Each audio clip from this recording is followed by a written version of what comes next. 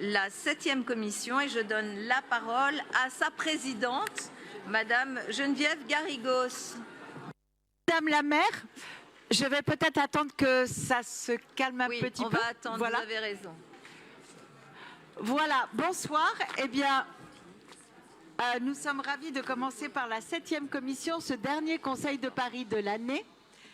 Et c'est de cette année olympique, je puis dire, puisqu'en plus, la 7e commission représente aussi les sports et les Jeux olympiques et paralympiques. Notre commission s'est réunie le 10 décembre dernier. S'il vous plaît, s'il vous plaît.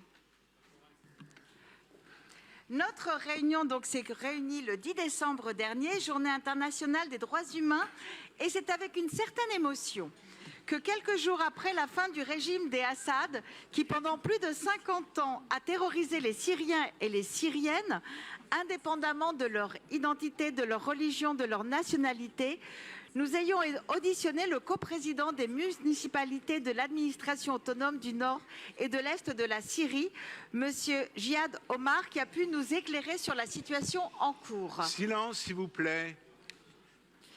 Si depuis des années, le gouvernement d'Ankara n'a de cesse de bombarder les populations kurdes d'Afrin à Kemeleiche, ces dernières semaines, les bombardements se sont intensifiés et s'accompagnent d'actions au sol qui, comme à Manbijoué à Kobané, ont déjà fait de très nombreuses victimes civiles contraintes une fois de plus à l'exil.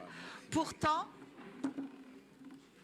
fidèle à sa tradition d'accueil, les communes du Rojava ont accueilli plus de 100 000 déplacés en provenance notamment d'Alep, et ce, quelle que soit leur communauté ethnique ou religieuse, comme ils l'ont toujours fait.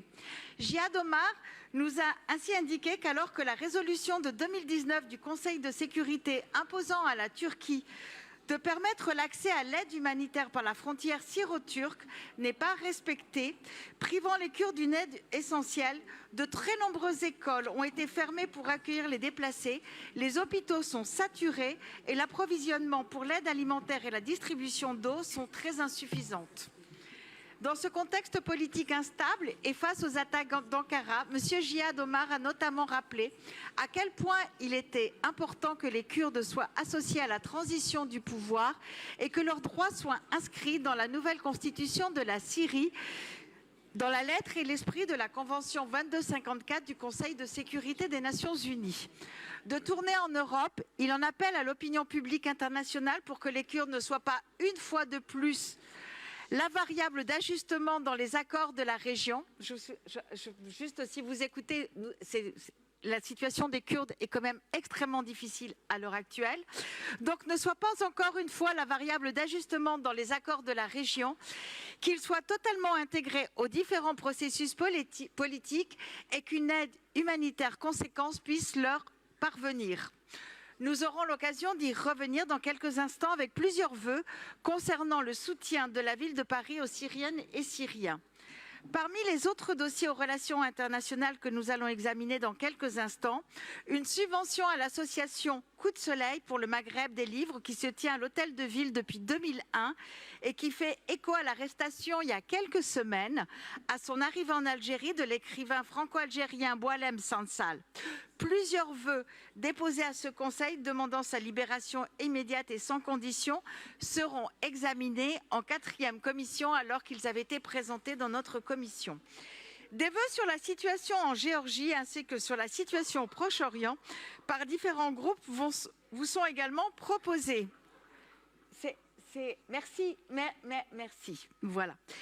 En ce qui concerne les sujets liés à la délégation de Pierre Rabadan, 2 délibérations évoquent l'héritage matériel des Jeux olympiques et paralympiques et nous reviendrons sur un partenariat avec la NBA pour les 2 matchs qui auront lieu en janvier prochain à l'Accor Arena et je suis sûre que M.